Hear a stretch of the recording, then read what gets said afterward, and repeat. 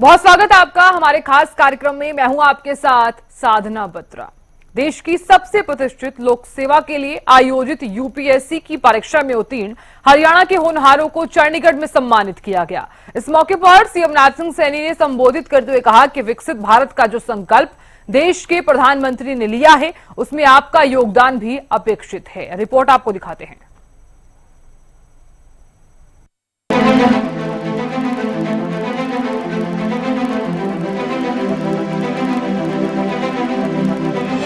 हरियाणा आज हर क्षेत्र में आगे बढ़ रहा है, चाहे वो शिक्षा का क्षेत्र हो या स्वास्थ्य का या कोई अन्य क्षेत्र। हर तरह से हरियाणा दिन दोगुनी रात चौगुनी तरक्की कर रहा है।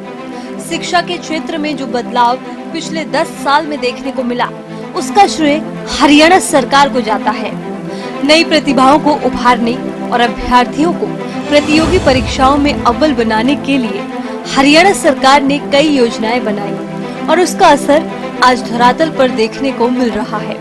इसी का नतीजा है कि देश की सबसे बड़ी परीक्षाओं में से एक यूपीएससी में आज हरियाणा के अभ्यर्थियों ने परचम लहराया है। इन अभ्यर्थियों को प्रोत्साहित करने में भी हरियाणा की नायब सरकार कोई कोर कसर नहीं छोड़ती। इसी कड़ी में चंडीगढ़ में सोमवार को यूपीएससी में रैंक होल्डर्स के लिए सम्मान समारोह का आयोजन किया गया, जिसमें प्रदेश भर से यूपीएससी में उत्तीर्ण होने वाले अभ्यर्थियों को मुख्यमंत्री ने स्वयं सम्मानित किया। इस कार्यक्रम के दौरान सीएम सैनी ने परीक्षा में उत्तीर्ण हुए छात्रों को संबोधित करते हुए उनको और परिजनों को हरियाणा का नाम रोशन करने के लिए बहुत बधाई दी। कार्यक्रम में पहुंचे सीएम सैनी ने उम्मीदवारों को संबोधित करते हुए कहा कि सबसे पहले तो आप सबको मैं बधाई देना चाहूँगा।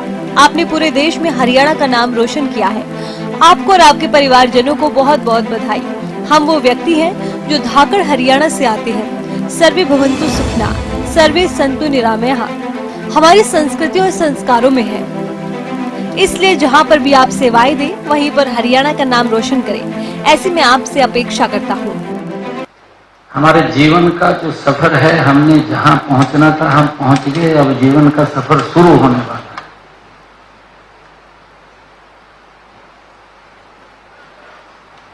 अब तक तो हमने मेहनत की है। मेहनत करके हम जिस सीढ़ी पे हमने पहुंचना था, अभी सीढ़ी और भी बाकी हैं। परंतु अब हमारे जीवन का भी वो कालखंड शुरू होने वाला है कि जिससे देश को आप लोगों से अपेक्षाएं हैं कि देश क्या चाहता है, देश के लोग क्या चाहते हैं।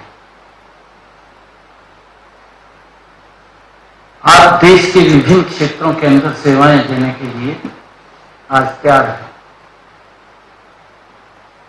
अभी चीफ सेक्रेटरी साहब बता रहे थे कि मैं हैदराबाद से आकर के हरियाणा ने मुझे अडॉप्ट किया है और मुझे पूरा सम्मान मिला है।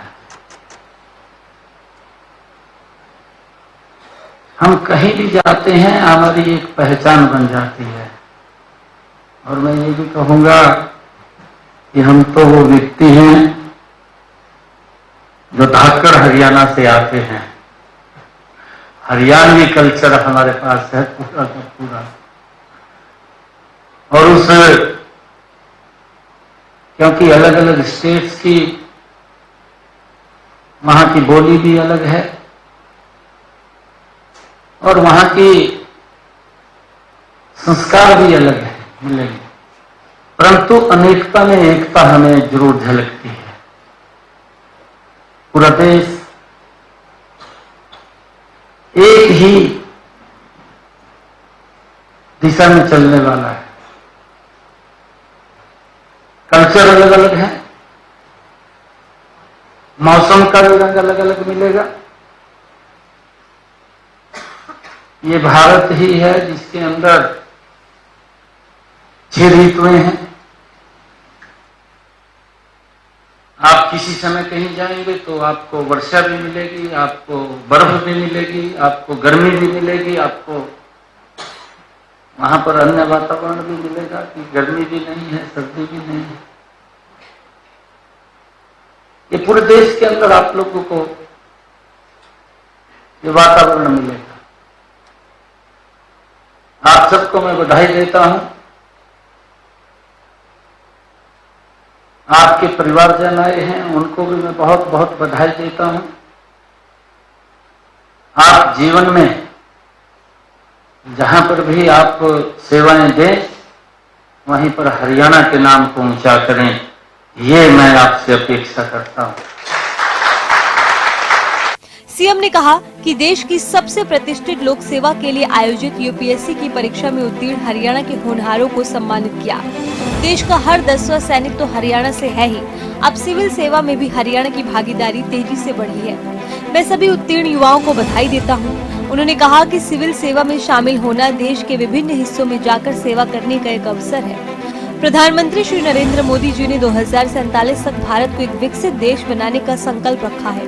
इस संकल्प में आपका भी योगदान अपेक्षित है और निश्चित भी है, ऐसी मैं कामना करता हूँ। उन्होंने कहा कि आदरणीय प्रधानमंत्री श्री नरेंद्र मोदी जी का जो एक विजन है कि भारत को 2047 तक विकसित राष्ट्र बनाना है, उस विकसित राष्ट्र के आप सब कर्णधार हैं। हमें भारत को दुनिया का सिरमौर देश बनाना है।